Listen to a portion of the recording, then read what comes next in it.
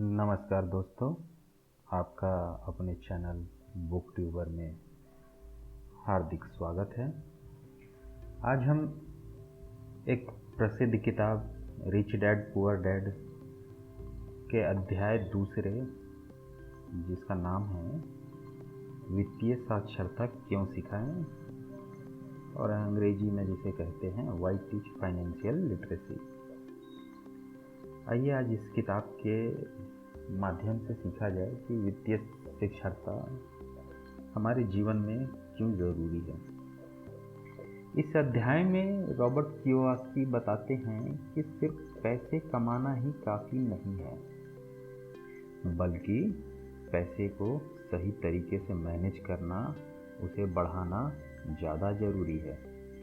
वो कहते हैं, कई लोग अधिक पैसा कमाने के बावजूद गरीब या मध्यम वर्ग में ही रहते हैं, क्योंकि वो वित्तीय शिक्षा नहीं सीखते।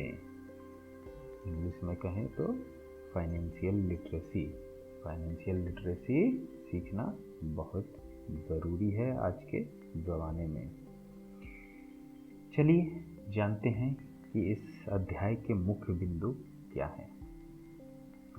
अमीर लोग अपनी संपत्ति बढ़ाते हैं या फिर बढ़ाने के फिराक में लगे रहते हैं। गरीब और मध्यम वर्ग के लोग अक्सर दायित्व को संपत्ति समझ लेते हैं। उदाहरण, लोग सोचते हैं कि उनका घर, खासकर जो फ्लैट होते हैं, वह एक संपत्ति है, लेकिन वास्तव में ईएमआई, टैक्स, मेंटेनेंस, पार्किंग वगैरह वगैरह की वजह से वह एक दायित्व बन जाता है। अमीर बनने के लिए आपको यह समझना ज़रूरी है कि कैश फ्लो, जिसे हिंदी में कहते हैं, नकदी का प्रभाव कैसे काम करता है। अगर आपकी जेब में पैसा अंदर आने के बजाय बाहर जा रहा है तो आप अमीर नहीं बन सकते। स्कूल, कॉलेज हमें अकादमिक या प्रोफेशनल ज्ञान देते तो हैं, लेकिन पैसे को संभालना, बढ़ाना नहीं सिखाते हैं। इसलिए नौकरी करने वाले लोग अक्सर अपनी पूरी ज़िंदगी तनख्वाह से खर्च, खर्च से तनख्वाह पूरा करने में ही लगा देते हैं। एक अमीर और गरीब की मानसिकता का फ़र्क समझिए। अमीर हमेशा ये सोचता है कि हम या मैं कैसे अपनी आय को संपत्ति में बदलूं, और गरीब और मध्यम वर्ग ये सोचता है कि ज़्यादा से ज़्यादा कैसे कमाऊं ताकि खर्च चला सकूं। पैसे के प्रभाव का सरल नियम है, आय से संपत्ति बनाइए, संपत्ति से और अधिक आय पैदा करिए, अब फिर उसी आय से और अधिक संपत्ति बनाइए। गरीब और मध्यम वर्ग में क्या सोच है?